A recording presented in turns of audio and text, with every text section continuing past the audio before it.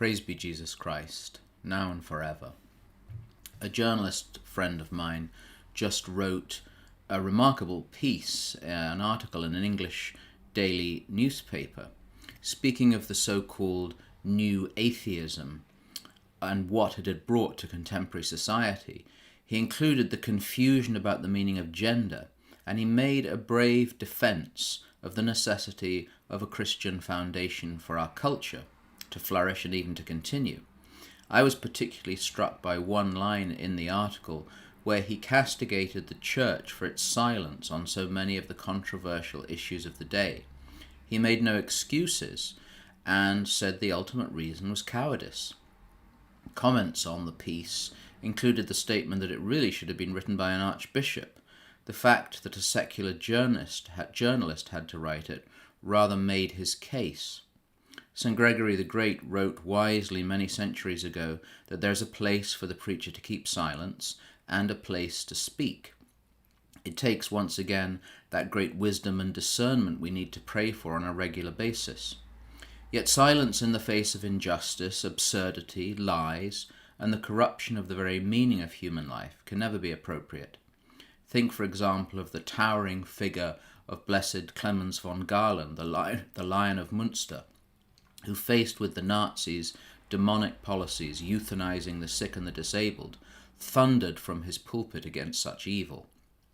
There are evils afoot and called rights in the West, a corruption of the very meaning of God's creation, without even beginning to talk of the growing control of public discourse. And from our pulpits we receive, to paraphrase Eliot, not a bang, but a whimper. Jesus in the Gospel of Mark, chapter 7, verse 38, in one powerful verse, calls us all to account, for we are all, from time to time, guilty of this weakness and cowardice. He says, "For whoever is ashamed of me and my words in this adulterous and sinful generation, of him will the Son of Man also be ashamed, when he comes in the glory of his Father with the holy angels."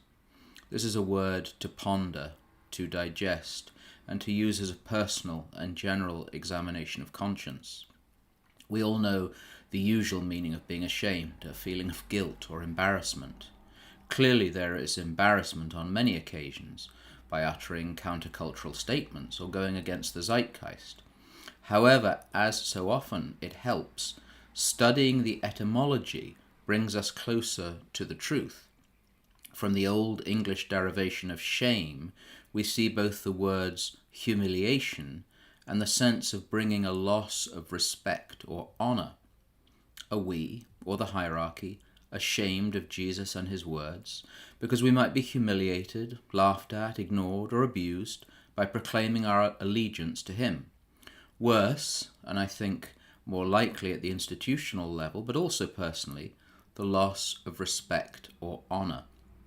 Human respect is a powerful force, and if that's the guiding light by which we speak and act, we are indeed cowards.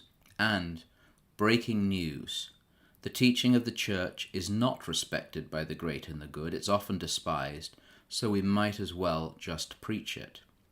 Jesus, we know, came to heal the sick, to bring life.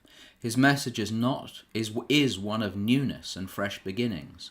It's not condemnatory, but it's also not congratulatory. Our generation, just as much as his, is an adulterous and sinful one. His person, his words, must not be feared but loved, for they bring liberation, balm to the soul, refreshment for the thirsting.